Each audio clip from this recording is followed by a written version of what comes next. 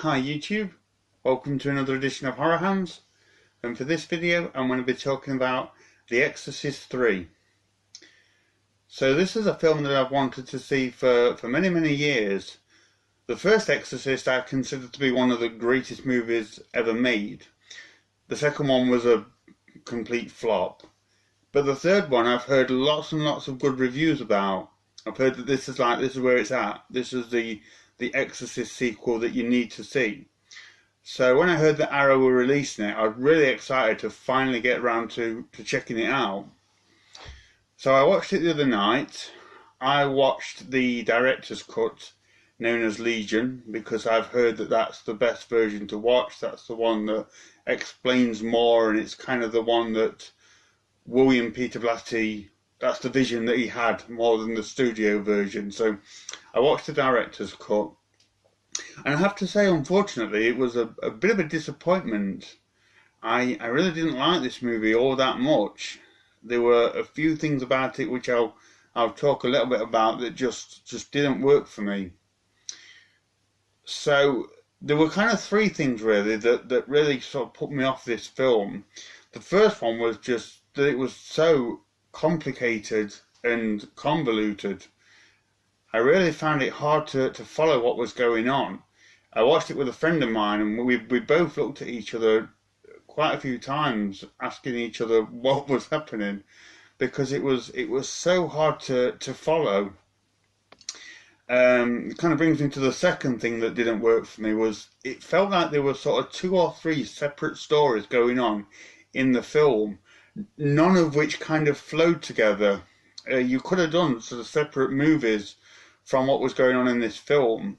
So on one hand you have like a detective story. You've got George C. Scott's character trying to track down this serial killer who was killed years ago, but this mental patient played by Brad Dourif claims to be the serial killer known as the Gemini Killer, and he knows specific details about the killings which would suggest he is the killer.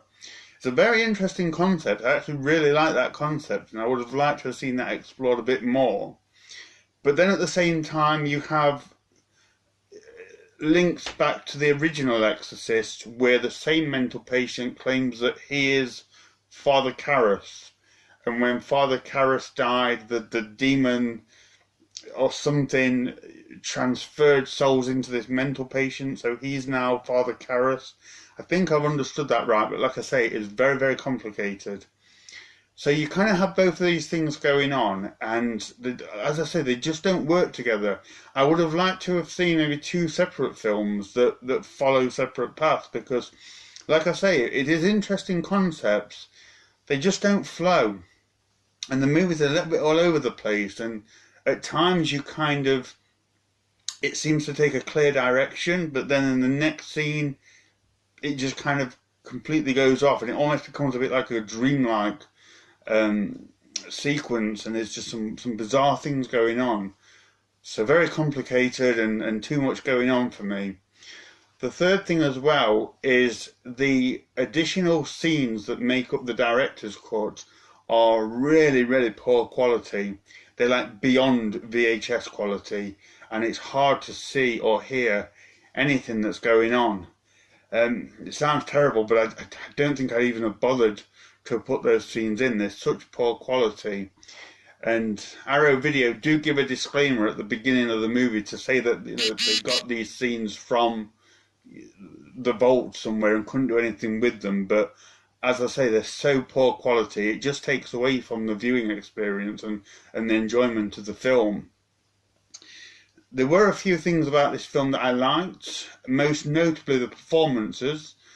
George C. Scott is reliably brilliant in this film. He really does bring a fantastic performance to the movie and chews up the scenery quite nicely whenever he's on screen.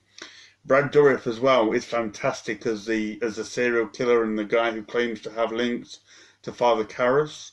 But unfortunately, the majority of his scenes are all taken from the alternative cut, so that they're such poor quality you can't really get the full enjoyment out of them. And it's a shame as well, because he has some really great back and forth scenes with George C. Scott, but it's so grainy and such poor quality, you just can't get the full enjoyment from them.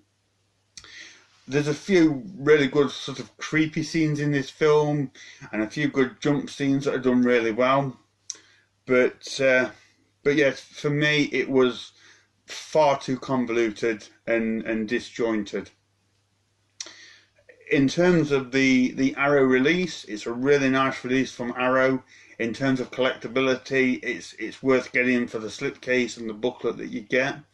Really nice release from them, so can't fault them on that, with the exception of the additional scenes, which, like I say, are really bad quality.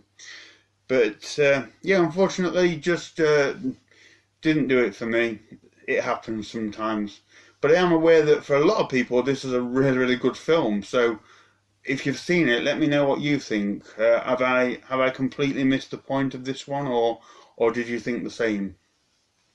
So, thank you very much for watching. Like I say, let me know what you think, and stay tuned for more videos.